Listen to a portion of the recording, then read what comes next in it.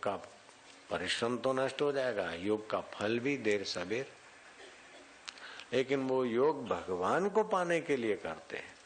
एक है मन को एकाग्र किया उससे शक्ति आएगी, लेकिन मन को एकाग्र करके भगवान में लगाए तो शक्ति के साथ भक्ति चलेगी। जय राम जी। तो भक्ति महारानी ऐसी है कि करते समय भी रस वाह प्रभु आनंद आनंद, उसमें परिश्रम नहीं होता। भक्ति में तो मजा आने लगता है। तो भक्ति में श्रम नहीं है, कर्म में श्रम है, धर्म में श्रम है, योग में श्रम है, लेकिन भक्ति में श्रम नहीं है। भक्ति तो शुरू में ही रस रूपा है। कृष्ण गोविंद हरे मुरारे नाथ नारायण वासुदेव, हरि ओम हरि ओम हरि ओम।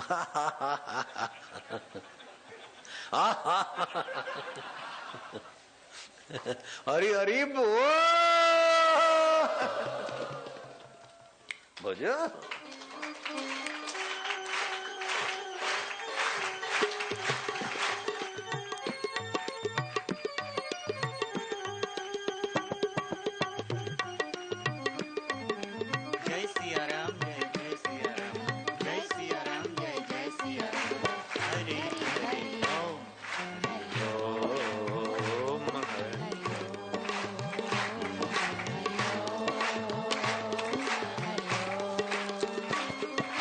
मंगल मंगल नाम हरि हरि ओम, आनंद आनंद नाम हरि हरि ओम, दिलों का दुल्हरा नाम हरि हरि ओम, खली का किनारा नाम हरि ओम हरि ओम हरि ओम।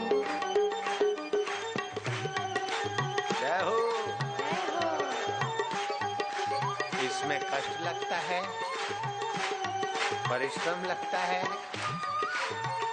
कोई पीड़ा होती है, मौज है,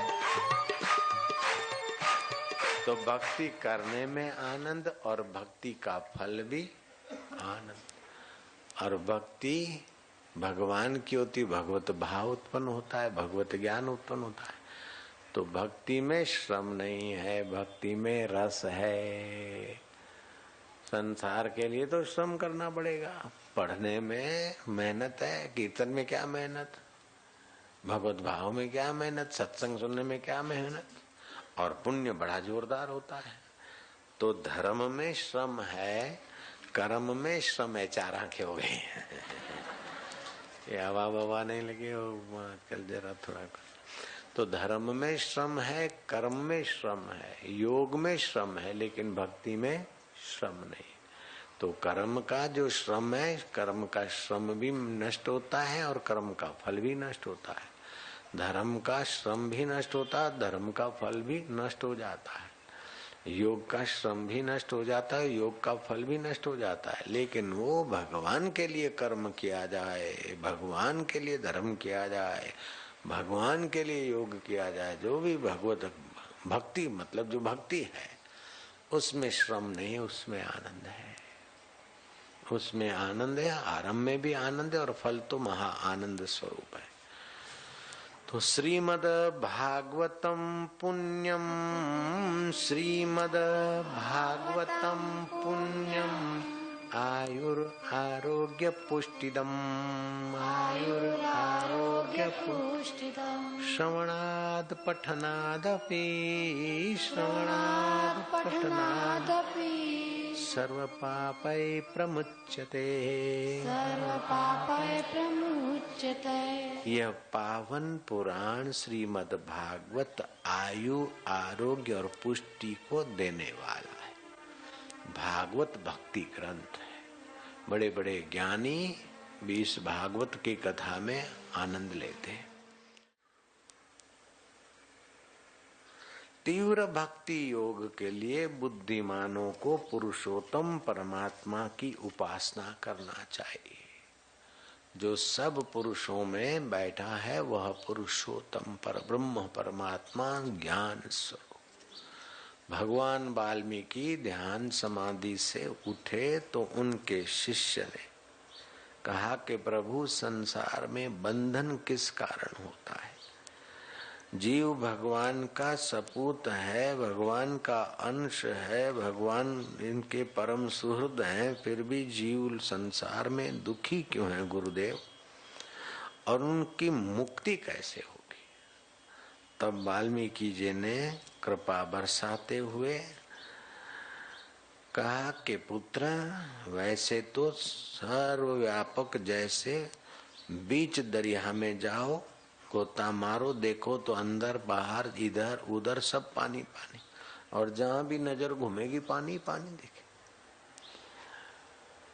ऐसे ही सब जगह भगवान ही भगवान भरपूर है। जैसे आकाश सबको ठोर देता है, सब आकाश में जी रहे हैं, सबके भीतर बाहर आकाश भरा है, लेकिन ध्यान नहीं जाता। मकान भी आकाश में, हम भी आकाश में, और हमारे में आकाश।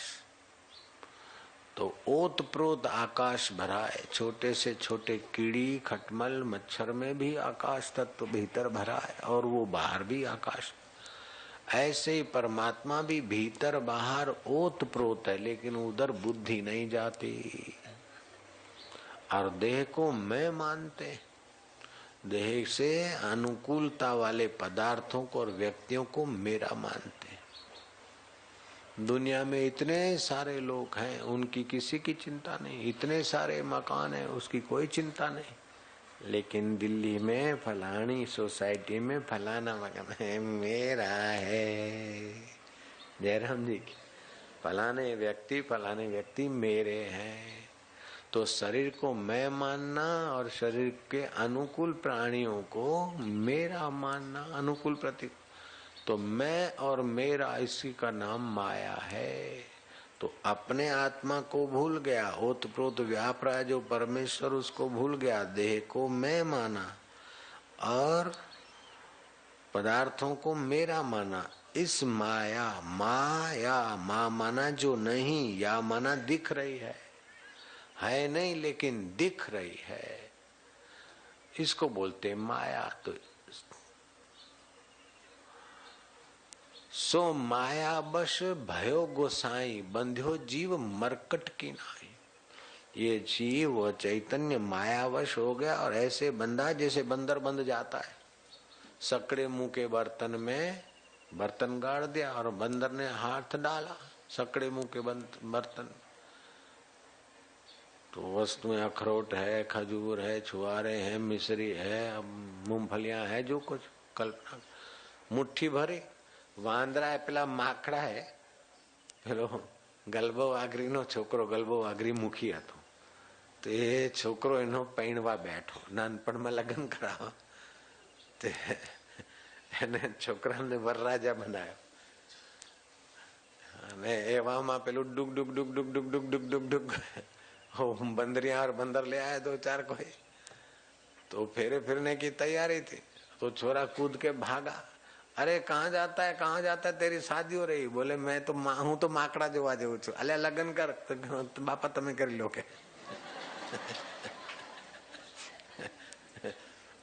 गलबान छोकरो आम तो पैणवा बैठो અને એવામાં પેલો ડુક ડુક ડુક ડુક ડુક ડુક ડુક કરે માકડા વાળો આવ્યો। तो छोकरो दौड़ो के शू करे हूँ तो माकड़ा जोवा जेवू छू। એટલે पैणवू छे के तम पैणी लो के। उसको तो पता ही नहीं पैणना क्या होता है, शादी क्या होता है। मार तो माकड़ा जोवा जेवू छे। ऐसे ही हमारा मन भी वो लड़के जैसा है, माकड़ा। ईश्वर से मेल कराने वाला जो ज्ञान है, ईश्वर से मेल कराने वाली जो भक्ति माता है, ईश्वर से मेल कराने वाला जो सत्संग है, उसको समझने में हमारे मन रूपी बालक की गति नहीं हो रही और संसार के डुग डुग में भाग जाता है। इसी कारण उन वस्तुओं में, उन व्यक्तियों में, उन परिस्थितियों में फंसता है और बंधन हो जाता है। तो फंसने का भी 3 है जाल माया के। तो तमोगुण के कम काम करेगा, तमोगुणी खुराक खाएगा तो आलस्य, जरा सा थोड़ा लापरवाही किया, जरा आराम करे। जो लोग चाहते कि अभी कमा लें और बुढ़ापे में आराम से रहेंगे, वो अपने सिर पर आलस्य को हावी करते। जयराम जी की। आराम से रहेंगे, कुछ काम न करना पड़े तो आलस्य आएगा। आलस्य से अकारण निद्रा, अकारण पलंग पे लोथपोत होता रहेगा। आलस्य से निद्रा बढ़ेगी। गहरी नींद तो जितनी आनी आएगी, बाकी ऐसी फालतू नींद है। आलस्य से निद्रा, निद्रा से प्रमाद, और प्रमाद से विस्मृति, बुद्धिनाश। बुद्धिनाशात प्रणिष्यति। बड़े बड़े कहलाने वाले लोग भी इस आलस्य के चक्कर में आ जाते, तमोगुण के चक्कर में आ जाते। तो आलस्य तमोगुण है। तो तमोगुण बढ़ जाएगा तो आलस्य, निद्रा, प्रमाद, अविस्मृति आ जाएगी। मैं तो भूल गई रे। पति ने कहा देखो मैं जा रहा हूँ हवाई जहाज में, इधर उधर वो आएंगे और मैनेजर को ऐसा बोलना ऐसा बोलना, और मैं 3 दिन के बाद आता हूँ। तो मैम साहब से पूछा कि मैनेजर को बोला फलाना प्रोडक्शन बंद करना है, फलाना चालू करना है, और वो जो चेक भर रखे हैं तो वो ऐसा करना है, एलसी खुलवाई है। बोले मैं तो भूल गई। अरे फातिमा तेने तो मेरा सत्यानाश कर दिया, मेरी तो इज्जत तुमने तो धज्जियां उड़ा दी। चेक वापस आएंगे और प्रोडक्शन फालतू पड़ा है वो दूसरा और बढ़ जाएगा। मैं तो भूल गई। ये प्रमाद है। आलस्य के कारण फिर स्वभाव में प्रमाद आ जाता है। प्रमादो ही मृत्यु आख्यम इति श्रुतो हो। उपनिषदों में आता है कि प्रमाद का नाम ही मौत है।